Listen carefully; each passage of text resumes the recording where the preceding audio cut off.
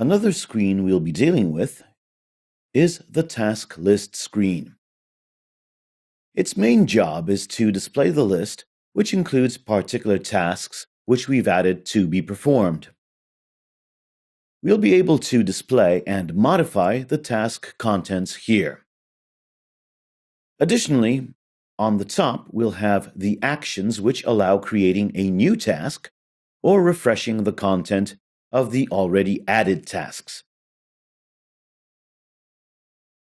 We'll start with creating this activity, then we'll deal with moving to it from the place where we logged in. We do it by right-clicking on the app directory and choosing the New Activity option.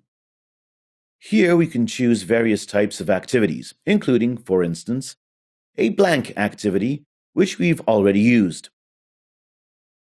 After choosing the right type, we see the wizard which we used at the very beginning. We can enter the class name of our activity here.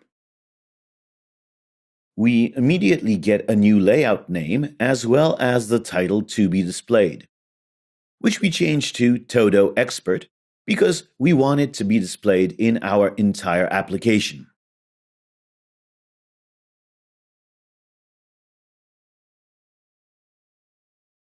Additionally, we have the possibility of selecting that it'll be the activity displayed in the launcher.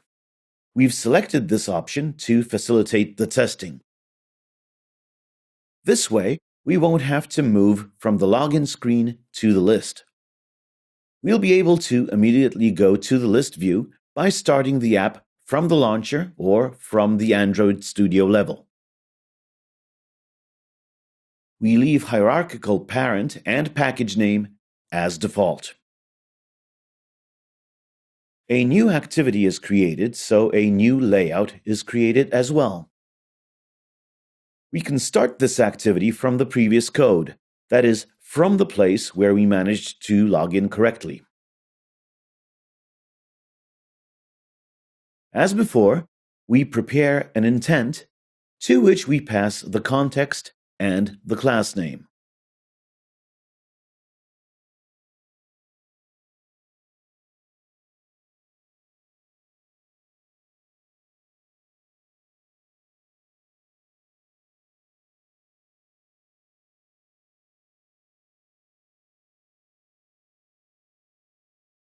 Using the new intent, we start the activity.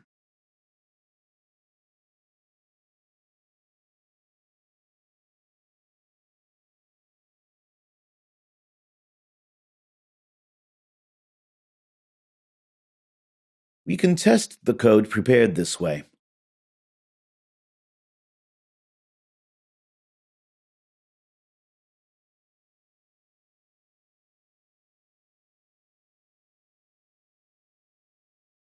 After entering the correct login data, we get a toast, and additionally, our activity is started.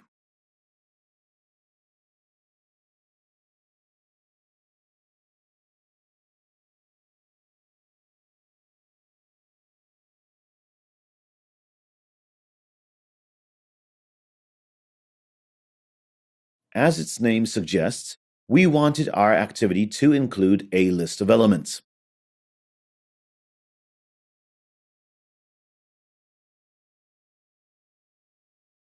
We can do this by using an ordinary list view and inserting it into the layout, adding the right ID to it, and setting the height and width to match parent.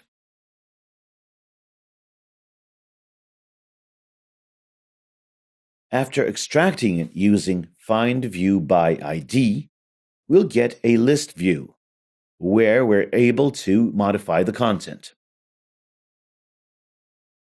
Another solution is to use a ListActivity.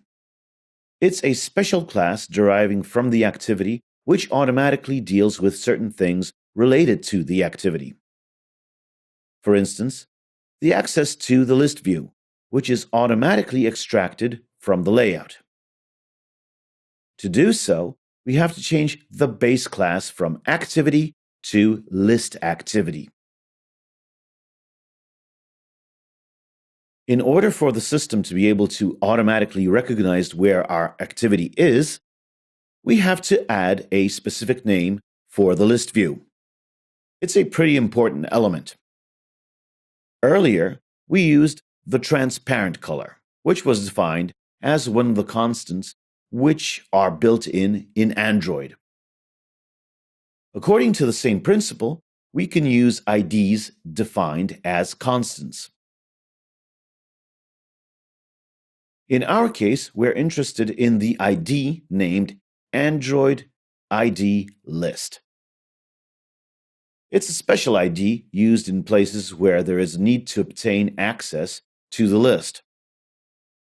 By assigning a special ID, our activity is able to extract the list activity and obtain access to it the moment we perform Set Content View. For the time being, we won't use the list view. Let's leave it for later when we have some data to be displayed. Currently, it's more important to deal with the action bar. We can see what it's supposed to look like in our slide. Here we have a plus icon, a refresh icon, and 3 dots, where we can find an additional menu which will be displayed below it. If we have physical hardware back, home, and menu buttons, in older devices, pressing such a physical button expands the list which we can see above.